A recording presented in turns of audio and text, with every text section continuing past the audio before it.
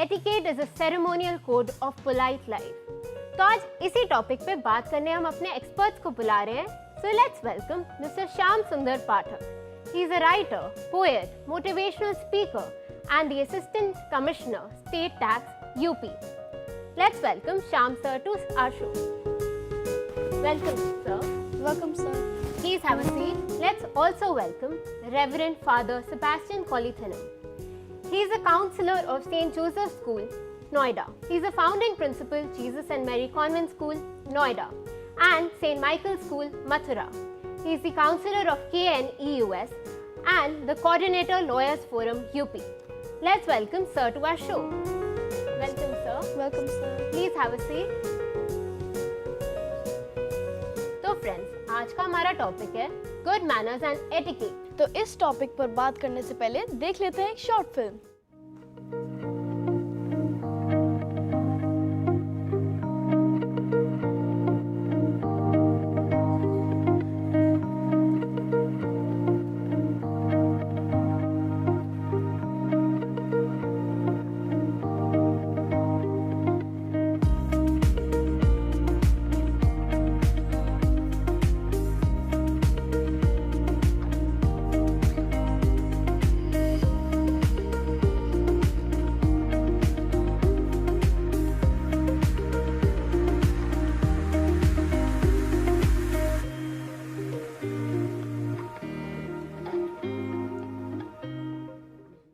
Sir, I have a question for you.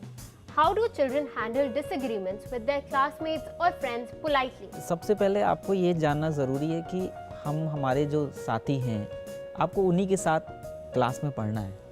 और जब आप ये जानते हो कि आपको उन्हीं के साथ पढ़ना है, उन्हीं के साथ आगे बढ़ना है, उन्हीं के साथ सीखना है, तो आपको कहीं ना कहीं ये चीज़ सीखनी पड़ती है कि आपको अपने जो सेंटिमेंट्स हैं उनको कंट्रोल करना आना चाहिए. क्योंकि जो शॉर्ट स्पान ऑफ टाइम होता है जिसमें एकदम हम वॉल्केनिक टाइप से जो इरप्ट होते हैं वो चीज़ें बिगाड़ता है. तो ये चीज़ बेसिकली आप लाइफ में जो पाते हो ना, उसकी इनिशियली जो एक्सपेरिमेंट है वो आप क्लास में सीखते हो कि कैसे दूसरों के साथ जो है आपको इंटरेक्ट करना और कैसे अपने इमोशंस पर काबू करना है. Thank you so much sir, आपने हमें इतना अच्छा आंसर दिया.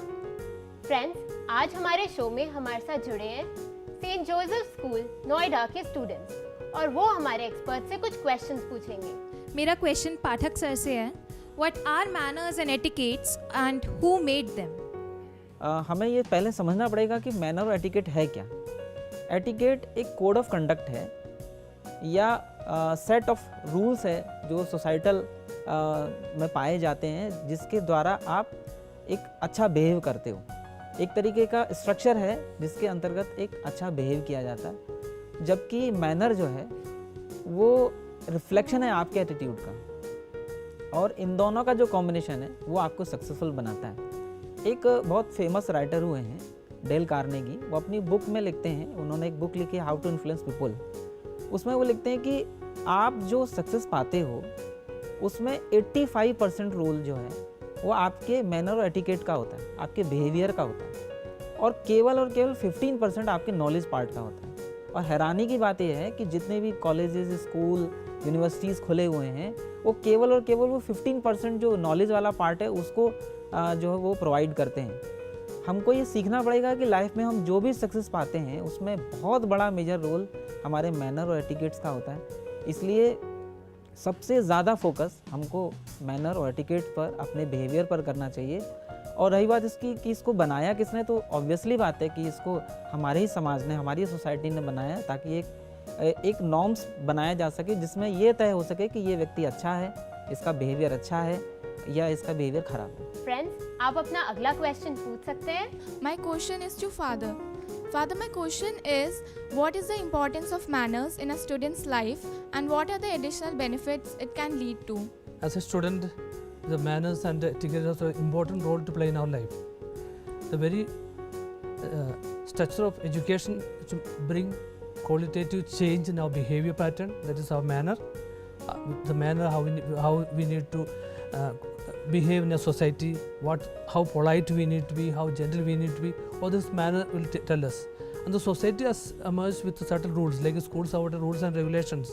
So these are the etiquettes which will help us to have a smooth running and also to get maximum knowledge हमारे जीवन में जो कार्य कैसे करना है, समाज में कैसे व्यवहार करना है, एक अच्छे मादृक जैसे मॉडल कैसे में बन सकते हैं, तो मेरे व्यवहार से मैं कितना जेंटल हो सकते हैं, कितना पोलाइट हो सकते हैं, वो हमें दूसरों से चेंज कर सकते हैं। तो हम बोल सकते हैं we are a transformed a trained a person, a personality. What is called personality? हमारे बिहेवियर, हम कैसे व्यवहार करते हैं समाज में, कैसे लोगों से बातें करते हैं, किस प्रकार हम अपने जेस्चर से, अपने बिहेवियर, अपने आदत से, अपने चलना फिरना है, ये सब हमारा मैनर्स बोलते हैं। उस मैनर्स से हमारा एक पूरा एक पर्सनालिटी कैरेक्टर फॉर्मेशन हो जाता है। स्कूल इज़ ए प्लेस, व्यक्ति का पूरा फॉर्मेशन होता है।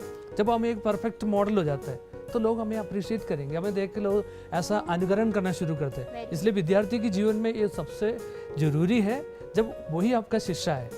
Thank you, Father. Can I have the next question, please? Sir, what are your thoughts about public affection? देखिए, पब्लिक अफेक्शन को आपको ये समझना पड़ेगा कि पब्लिक अफेक्शन के समय आप अपने मैनर को कंट्रोल करके रखें। एक्चुअली आप जो करते हो वो सारी दुनिया देख रही है, और ख़ास तौर से तब जब आप कामयाब हो जाते हो, आप एक सफल व्यक्ति बन जाते हो, तब तो आप एक रोल मॉडल हो जाते हो। आप जो करते हो उसको हज़ार आंखें देख रही हैं। तो पब्लिक अफेक्शन के केस में आपको अपने मैनर्स को, अपने एटिकेट्स को बहुत ज़्यादा सावधानी से देखना होता है, क्योंकि आप जो करते हो उसको लोग फॉलो करते हैं। इसलिए आप कभी भी जब आप कामयाब हो जाएं तो ये कभी ना सोचें कि आप एक इंडिविजुअल पर्सन हैं। आप एक इंस्टीट्यूट को, आप एक ऑर्गेनाइजेशन को शो करते हैं, और आपके आधार पर ऑर्गेनाइजेशन के बारे में एक छवि गढ़ी जाती है। इसलिए पब्लिक अफेक्शन के केस में आपको अपने मैनर, अपने एटिकेट्स पर बहुत ज़्यादा ध्यान रखना होता है, क्योंकि आप, मैं फिर कह रहा हूँ, आप बहुतों के रोल मॉडल हैं। Absolutely, sir. Thank you, sir. Can I please have the next question? मेरा सवाल फादर से है। Father, what is the significance of good manners and etiquettes in our day-to-day life? What role does they play in our daily life? Daily life, it has got an important role to play. From the very beginning, the family itself, how you treat your parents. For example, just going to the school, how you greet them, how you start from your day, and when you come to the school, how you deal with your students, teachers. Everything reflects, no, how much you are improved in your life, how well mannered, well disciplined, well qualified person you are. So everybody is watching. So when you very gently you behave with your companions, they will feel so comfortable. If I can be very gently and very arrogant and very rude and very aggressive way also I can behave. So if this will make our personality, no, daily we start improving, and our animosities will reduce, and you become more and more polished and a gentle person, and everybody wants to see. Sir, I would like to ask you, what role do manners and etiquettes play to maintain law and order? Etiquette और जो manner हैं, यदि वो सही हैं तो law and order तो अपने आप बन जाएगा। बेसिकली जैसे कि फादर ने कहा, आप जापान जाइए या अमेरिका जाइए, वो लोग क्या करते हैं कि कभी जैसे वो जंगल भी जाएंगे पार्टी मनाने भी, एंजॉय करने भी, तो वो वहाँ से ना जो भी वेस्टेज है वो अपनी पॉलीथीन में लेकर आएंगे, अपने बैग में लेकर आएंगे, और घर पर जाकर वो फेंकेंगे। वो जंगल को गंदा नहीं करते। तो बेसिकली आप, यदि आपके मैनर और एटिकेट इस ढंग के हैं कि आप जानते हैं कि आप जो कर रहे हो उसका इफ़ेक्ट औरों पर, आपके एनवायरनमेंट पर, आपके देश पर, समाज पर पड़ता है, तो आप कोई ऐसा काम नहीं करोगे जिससे समाज को, देश को, आपके एनवायरनमेंट को कोई नुकसान हो। तो मुझे लगता है कि सबसे ज़रूरी चीज़ जो हमें सीखनी है वो एटिकेट और मैनर, और यदि ये किसी व्यक्ति के अंदर आ गए तो लॉ एंड ऑर्डर तो अपने आप मेंटेन हो जाएगा। फ्रेंड्स, मैं आपसे एक क्वेश्चन पूछना चाहती हूँ। आपका सामना किसी स्ट्रेंजर से हुआ तो आपका बिहेवियर कैसा होना चाहिए? अकॉर्डिंग टू मी, अगर आप किसी अज्ञात व्यक्ति से मिलते हैं तो फिर आपका व्यवहार अच्छा होना चाहिए, क्योंकि जब आप किसी नए व्यक्ति से मिलते हैं तो फिर ऐसा माना जाता है कि कुछ सेकंड वो व्यक्ति आपके बारे में सोचता है। तो बेसिकली आपको अपने बेस्ट बिहेवियर पे होना चाहिए। You should show your best manners and etiquettes, because क्योंकि जो आप अपना फर्स्ट इम्प्रेशन उस व्यक्ति को दिखाते हैं वो उस व्यक्ति को याद रहता है हमेशा। तो according to me, you should be at your best behaviour. तो फ्रेंड्स, एक और क्वेश्चन। आपसी मतभेद के कारण आप अपने फ्रेंड से रूठ गए हो, आपको क्या करना चाहिए? अगर आप अपने दोस्त से रूठ जाते हैं तो कुछ देर के लिए उसका गुस्सा शांत होने दे, और फिर जब वो अच्छे मूड में होता है तो उससे गले मिलके उससे माफ़ी मांग लीजिए और कहिए कि मुझसे गलती हो गई, मुझे माफ़ कर दो। और देखिए कि कैसे झटपट उसका गुस्सा शांत हो जाता है और वह वापस अपना आपका दोस्त बन जाता है। बिल्कुल ठीक कहा आपने Vaishnavi. Friends, don't let anger destroy your relationships. Thank you so much friends, आपने इतने अच्छे आंसर्स दिए। तो स्टूडेंट्स, मेरा क्वेश्चन आपसे है कि अगर आपका दोस्त खेलने में बदतमीजी कर रहा है तो आप उस स्थिति में क्या कर सकते हैं? अगर हमारा दोस्त हमसे बदतमीज़ी करता है तो हमें पहले कुछ देर शांत रहना चाहिए। उसे जो कर रहा है उसको करने दीजिए। आपको गुस्सा भले ही आएगा, लेकिन आप उस समय रिएक्ट मत करिए। बाद में उसको समझाइए उसकी क्या गलती है। उसके बाद वो समझ जाएगा और फिर वो ऐसी गलती नहीं दोहराएगा। Thank you so much for the wonderful answer सत्यम।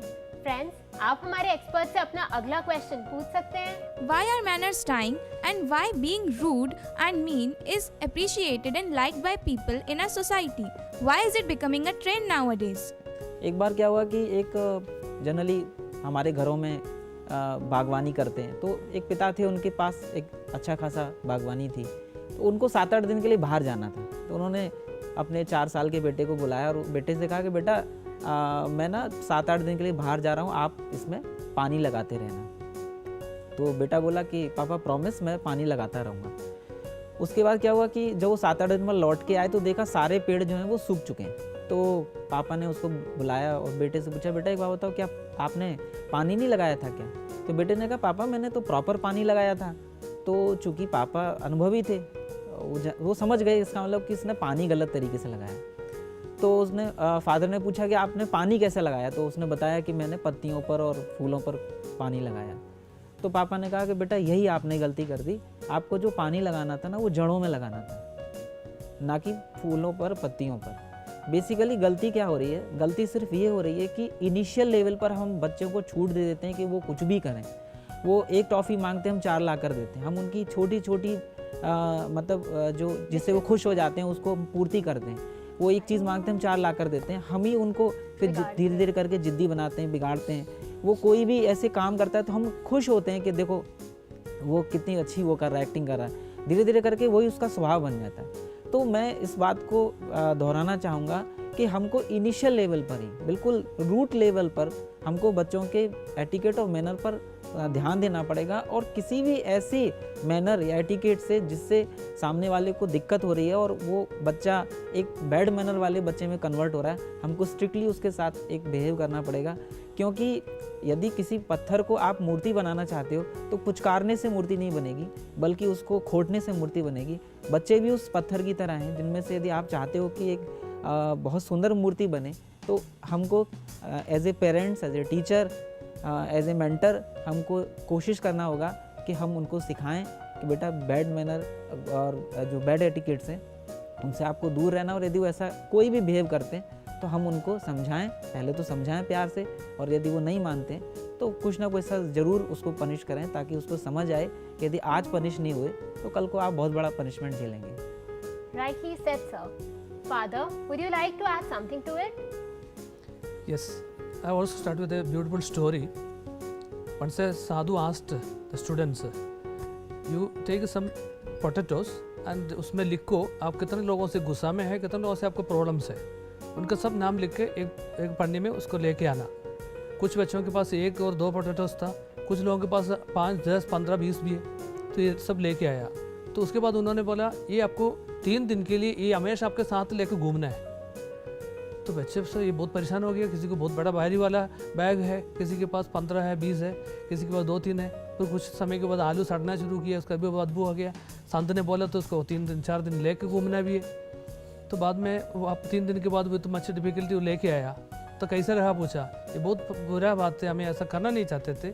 तो बोला वो जितना लोगों के ऊपर गुस्सा आपके मन में है, आपके जीवन में है, आपके व्यवहार में है, आप उसको लेके ही घूम रहे हैं। जैसे जो आलू का बैग लेके आप घूम रहा था, उसी प्रकार आप उसी दूसरों के प्रति जो नफरत लेके घूम रहा था, आपके लिए बहुत तकलीफ थी आपको।